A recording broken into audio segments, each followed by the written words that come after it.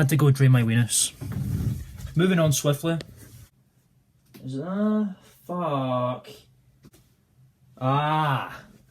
This one is especially friggin' epic. I have a lot to say on this one. This is Windows friggin' 96 with his album 100 Mornings. Ooh! Now, if you don't know who Windows 96 is, he is I think he's Brazilian, solo independent artist. He makes beats. He makes vaporwave, chillwave beats. Man, some of my favourite shit. I love vaporwave and all that shit. Very, very, very relaxing to listen to. I love listening to shit while I'm writing and stuff. It's got very, very excellent songs like Caligula, Visage, Abstract, Visions 1 and 2, blah blah blah. I very much recommend you listen to this guy. Very, very excellent art on both sides there. Oh, you get that as a poster as well. It's on my wall right now. But yeah, that's the name there. Windows 96. 2018, I think this album came out. I was very, very lucky to get this because it's a very limited release album. He doesn't usually release his shit. He just very occasionally. This is even my favourite Windows 96 album. I can't tell you which one is probably. I can't remember the name's escaping right now because I'm fucking talking lots. But very much, if you're looking for a good vaporwave time, and you're looking for good just beats to listen to and chill out to or smoke a fucking joint to, Windows 96 is the one.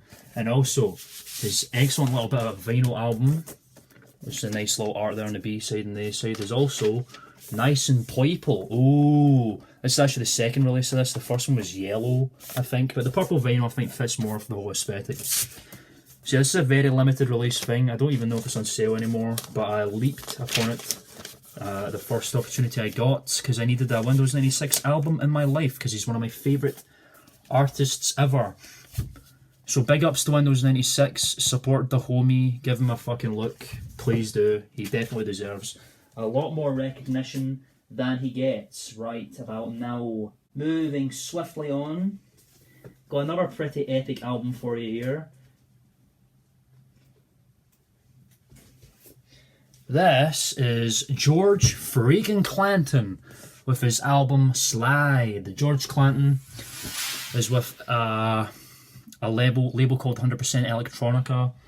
He's basically just bringing vaporwave again. It's another vaporwave 80s kind of esque album. He's kind of bringing that into the fucking limelight a lot more. Vaporwave is a genre that I very much am into. And I'm glad that people like him are bringing it to the forefront a little bit more. I actually got pointed this guy by Antoine Fantoine because he made an interview video with him and it was called the David Bowie of fucking vaporwave. And two things I like is David Bowie, which you'll find out very, very soon, and vaporwave, so I had to kind of check him out. I listened to this album and I thought it was fucking excellent, so I bought it on fucking vinyl. A limited release one once again. Nice friggin' jeans there, dude. But yeah, my favourite songs include that one. I like Living Loose, I like Make It Forever, Tie Me Down's good, Blast Off's also good. Check this shit out, you know, like I said, if you're into the vaporwave whole 80s sound, please give it a listen. Also, very excellent art on this album, like nice blue, black splashy shit on it. Another re-release, I can't remember what the other one was, I think it may have been just all blue, but I prefer the splashy kind of look on it. But yeah, this came out in like maybe 2017 or something. Very, very excellent album. Please give it a listen, support the homies, support George Clanton, support 100% Electronica. I'm feeling a strong 7 to a light 8 on this one. It's getting really dark in here, you know. Penny, take it away, Penny. Actually, I could probably use that. Yeah, it's still very fucking. I use energy-saving bulbs. It takes a while to light up. Now you're gonna laugh at me for having this one because it's a frigging obvious one. But a frigging Fleetwood Mac did. Rumours. Yeah, it's not the chain. It's even Tusk. I'm just fucking making jokes now from Mighty Bush. Yeah, I just got this. Oh wait, the chain's on this. Wow, see, that shows you how much I fucking know. Yeah, I just got this because I like Go Your Own Way and I wanted to listen to a bit more Fleetwood Mac and I like the history of the group too because they all just utterly just fucked each other up and all that shit. It's very, very funny. Very exciting also. This is a 2009 re-release apparently. But yeah, I think we all know Fleetwood Mac Rumours, a very classic album. An essential fucking Fleetwood Mac album. I think we would all agree. And look, he's got balls. He's got 2 little balls hanging on there. 2 balls.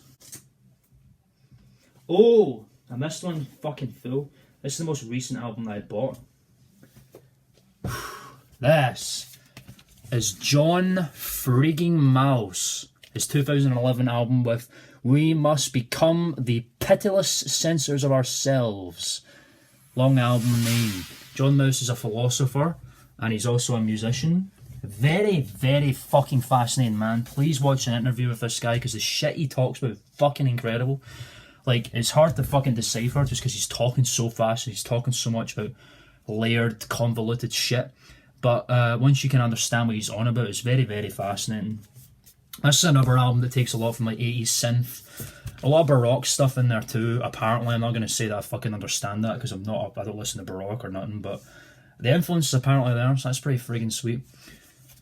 My favourite songs on this probably include, I like Streetlight, I like In the Rain, I like Hey Moon, that's a cover.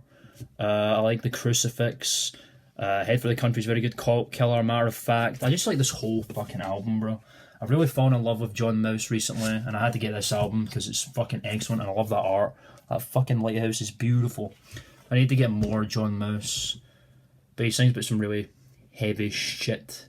I say heavy shit, he just sings about, like, you know, stuff that speaks to me and my soul and the fucking things that I've been feeling recently, which are meh, but I'm feeling okay now. So it's fine. You don't need to go into that. That's an album. John friggin' Mouse. I'm feeling a decent strong 8 on this one. Tren. This is another double LP epic. And it's everyone's favourite Canadians. It's friggin' Rush. Exit, ... Stage Left. Stage Left, innit? Yeah, Stage Left. This is the live album. Yeah, I do very much enjoy Rush. Got on them via Trailer Park Boys, obviously one of my favourite shows ever. Nice double LP there. I do enjoy the art. Some fucking shots of the live show this is taken from. I bought this in Edinburgh when I was up there once a while ago, a couple of, like maybe 2 years ago or something like that. I bought it from a record store because I saw there was one there and I felt, you know, I kind of have to buy an album from here while I'm here, and I did. Some of my favourite songs include Spirit of Radio, Closer to the Heart's my favourite Rush song, I think. Spirit of Radio is good too. I've already said that. What am I fucking talking about? Those two are probably my favourite. Tom Sawyer as well, obviously. I can't fucking forget about that. But yeah, another double LP, fucking gatefold. Very nice, very nice, very nice, very nice. I'm feeling a light to decent 7 on this one. And here's another friggin' nice compilation album, one of my favourite bands again. It's The Smith with Head Full of Hollow. I used to think this is an album that he just came out with, but I was actually wrong. It's indeed just a fucking compilation. Yes. The Smiths, everyone's favourite band that makes beautiful melodies with fucking depressing lyrics. That's some of my favourite things ever. Just a nice blue, just blue. I like William. It Was Ruin Nothing's a good song. This Charming Man, one of my favourites. How Soon Is Now is my favourite Smith song ever. Heaven Knows I'm Miserable Now is excellent also. Unfortunately, we don't have fucking. Don't have Panic on this one. Panic's one of my favourite songs. This is another gatefold. There's the lads, including everyone's favourite fucking dickhead right there. No offence to him, really. Good singer, bit of a dickhead. But that's another gatefold, even though it's an only one album thing.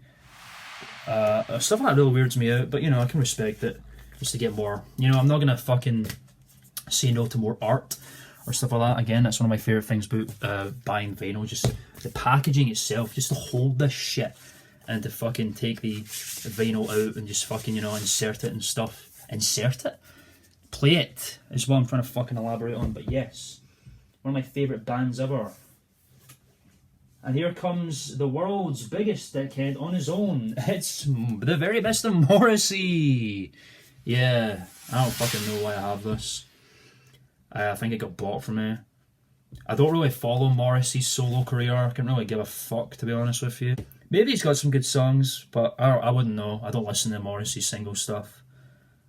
I'm more of a Smiths man. So maybe I've really honestly not listened to this one. I'll need to listen to it one day, the very best of Morrissey. It did get bought for me, so I would probably be nice of me to listen to it. But I've not done that. Silly. I like him just jumping back and forth from the rating thing too. I probably should just not bother, because I keep forgetting. Now here is an album that has an interesting story of how I got it. And it's also, again, one of my favourite bands ever. It's frigging Kraftwerk with Tour de France. Oh, Kraftwerk is a German 1970s electronic band. They are very much the pioneers of electronica and all that sort of stuff. These guys have inspired so many fucking musicians. It's fucking stupid. But these guys are very weird, very German. And their music is Tour de France. I've not actually listened to this album yet. It's one of the Kraftwerk albums I'm like, meh. Why Tour de France? Well, the main Ralph Hotter, I can't find him here. He's probably that one there. He's a very big cycling fan. He just loves fucking cycling, so he made an album for the Tour de France. Apparently it's featured in the film Breakdance, which I've not seen.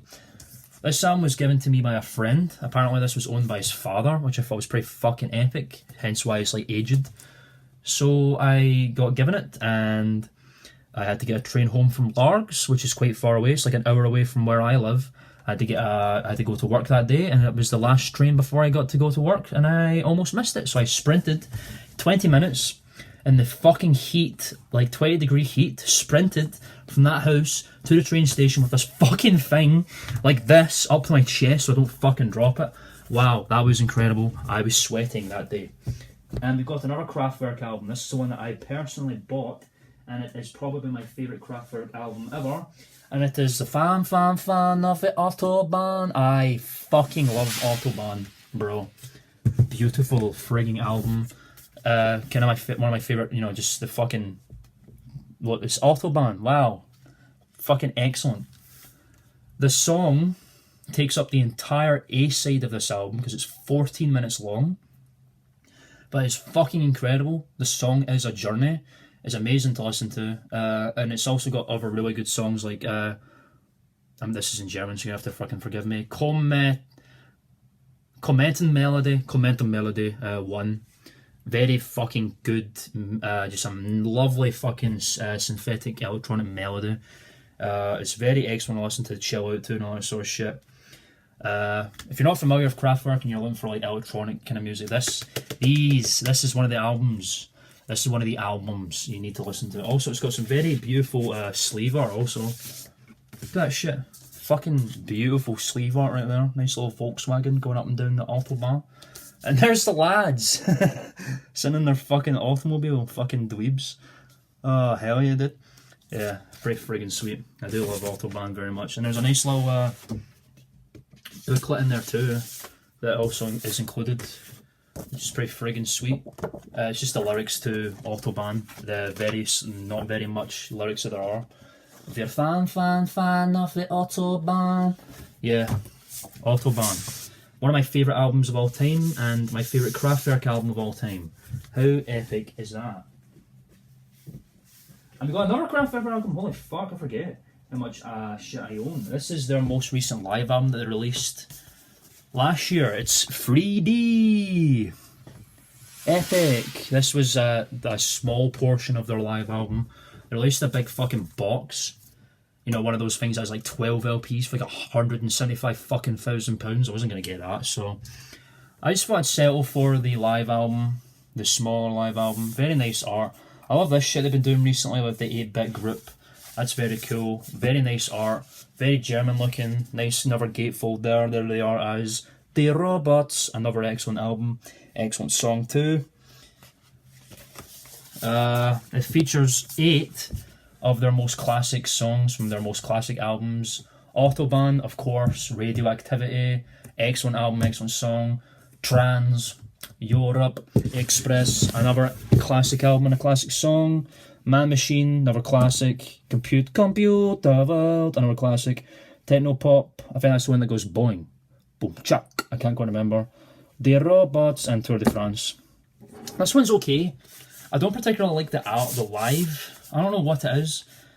It doesn't sound... They've kind of changed them up a wee bit, and I don't really fuck with it too much. Especially with the Radioactivity song, it's not as good as the one. They've changed the lyrics to make it more like about stop radioactivity. It used to be just more like a play on words. The song was about like radio and also radioactivity, you know, but now it's more this is just like stop nuking people, basically, stop using radioactivity. It's like, nah, bit too messagey for me. It's okay. Again, nice little art there. Disc 1. It's basically just the same shit on the front there, so. But yeah, it's very, very nice. It's a very nice album, very nice art, very nice packaging, but it's okay. The live shit's okay.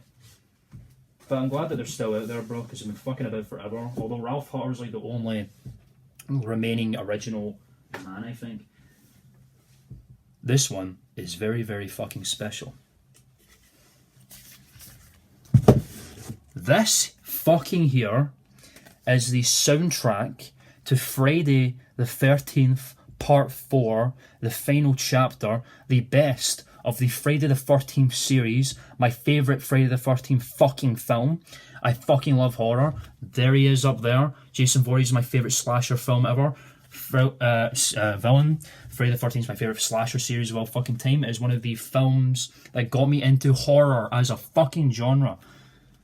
Oh, look at this shit. This is all original art. All original art. Look at this fucking thing. Look at this fucking lad. And then more original. Look at that gatefold, bro. Look at that fucking shit. That's so hot. I bought this from the boys at Waxwork fucking Records. These guys are fucking excellent. You need to support those. Support the fucking homie, bro. Waxwork are excellent. Excellent people.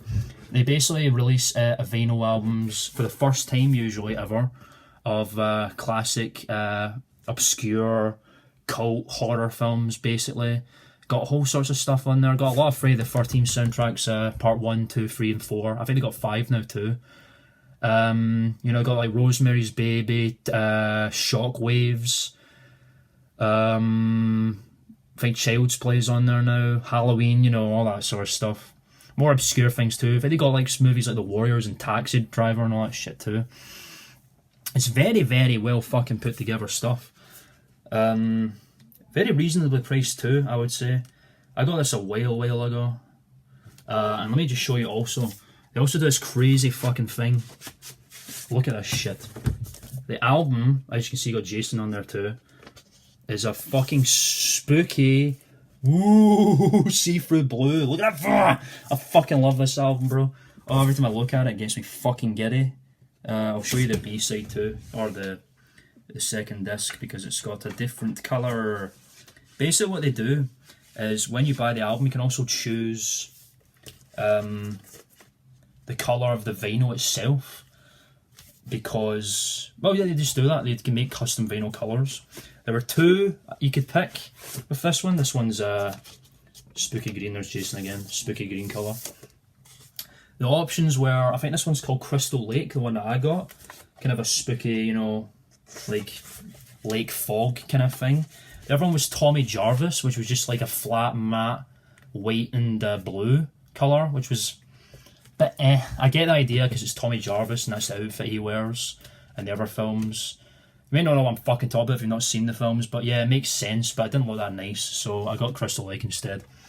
But yes, I love listening to this shit. I love listening to it while I write. It's very spooky, and it reminds me of, I just had to get it because it's Friday the 13th, and I love vinyl, and I love horror, and I love all that shit, so this is one of my prized fucking possessions. Waxwork fucking Records, bro. Check these lads out. Support the homies. I'm going to put all these links in the description because these guys need to get more recognition. This one's very cool too. I'm not actually really listened to it yet, but it's the soundtrack, another soundtrack, to fucking, was it George Orwell? I sincerely apologise. I meant to say It's Orson a musical version Welles, of but War. instead I said George Orwell. Orson, Orwell, you know how it goes. Lamau. Frigging worlds. Okay? War of the Worlds, you probably all know what it is. It started off as a radio show. Is George Orwell in it? The guy made Citizen Kane, that's George Orwell. He made this a radio show, War of the Worlds. And it was broadcast as it was broadcast like it was maybe an actual radio, like, news. And I think it was like 1920s, and it was so, like, or new, different, that the people who were listening to the radio show actually thought there was an invasion of these fucking tripods going on. It freaked everybody the fuck out. Very, very fucking cool. Very, you know, if that shit happens, then you know you're fucking in for a treat. Look at that art though. That's some fucking excellent classic design there. I love the look for that tripod. It's not my favourite tripod design, but then we got some. Oh, bro, that shit's fucking unbelievable. Just looks fucking beautiful, dude. I've really actually not properly listened to this yet because I'm not overly familiar. I'm not actually that familiar with War of the Worlds, I won't lie to you. I've not seen any of the movies, I'm not listening to the radio show. I know of it and I know the tripods are and shit. I should definitely give it a watch and then I'll actually listen to it.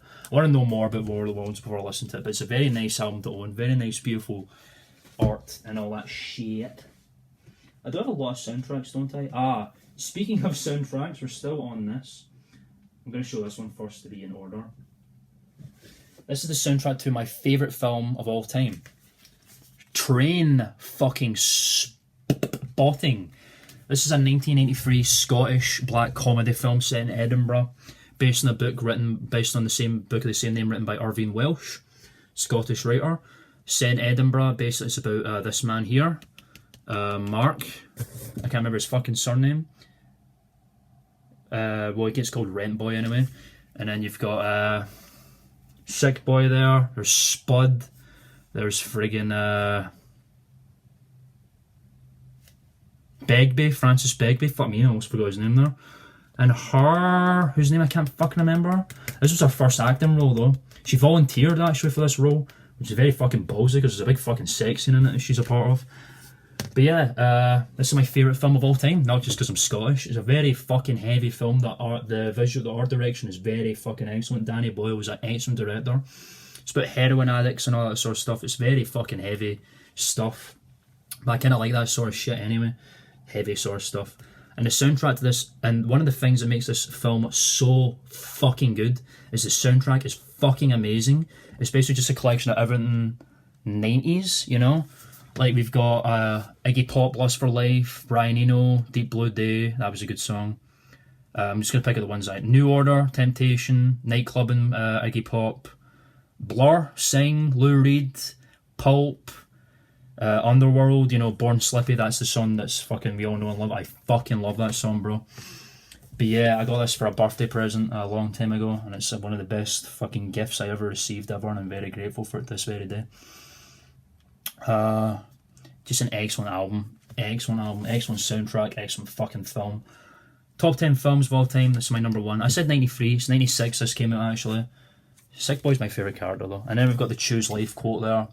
Choose a job, choose a career, choose a family, choose a fucking big television, choose a washing machines, cars, compact disc players and electrical tin openers. Choose DIY and wondering who the fuck you are on a Sunday morning. Choose sitting on that couch watching mind-numbing, spirit-crushing game shows, stuffing junk food in your mouth. Choose rotting away at the end of it all, pishing your last in a miserable home, nothing more than an embarrassment to the selfish, fucked up brats you spawned to replace yourself. Choose your future. Choose life. Why would I want to do a thing like that? Heroin. Trainspotting. And lately, we're going to quickly touch on this one because it's basically more of the same. You know what I'm talking about, you probably already do. Because it's the Trainspotting fucking 2 soundtrack. Yes. Another gatefold as well. This gatefold is fucking excellent because it's got, oh, hell yeah, the frigging Bahoys all standing there. This one's very good too. The soundtrack isn't as good as the first one, but it's got some good shit, you know. The remix for Lust for Life's on there. High Contrast, Shotgun Mouthwash's a good song. Silk, Wolf Alice, beautiful. Frankie Goes to Hollywood, Underworld again. Queen, obviously that was there. Blondie, The Clash, Underworld, Slow Slippy, that's a good one. Yeah, it's a very good sequel. Definitely I would say it's as good as the original, but if you had to put a fucking gun to my skull, I would have to watch the first one first, just because it's closer to me than the second one. But they're both, it's a worthy successor and it's a very good sequel. It's just as good as the original, I would say, definitely.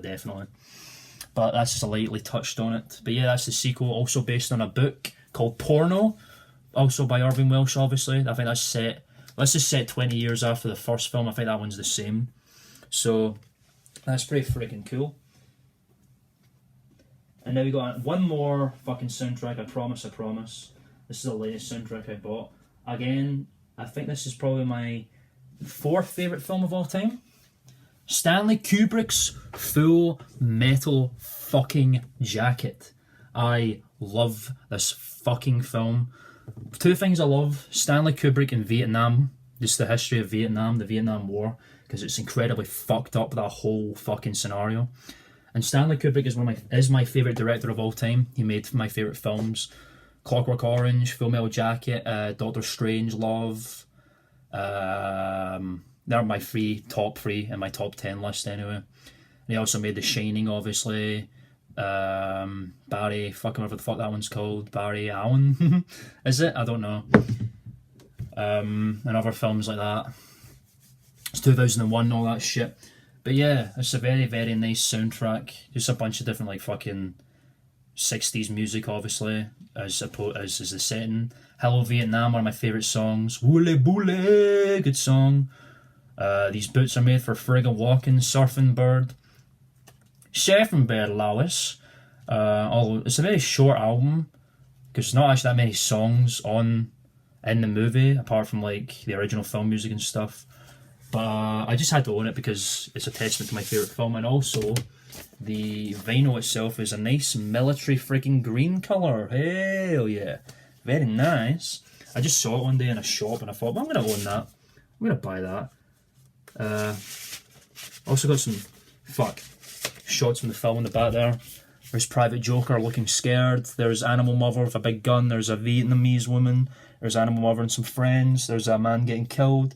And there's everyone's fucking favourite man shouting at everyone's favourite doofus. Vincent D'Onofrio there. And Ollie Erme, God rest that man's fucking soul. That man was such a good fucking actor. He was a real drill sergeant in real life. So the whole sequence in the beginning of the film where he's like walking down saying, you know, I'm going to Sergeant Hartman and shit, that was all unfucking scripted. He was basically just doing what he does. As what he did when he was a drill sergeant. And he wasn't even meant to be in the fucking film. He was meant to be an advisor. And he basically just said, fuck you, I'm going to do a scene, show you how a drill sergeant works. Fucking pay me, bitch. And it happened. And the film is basically made by that. Now,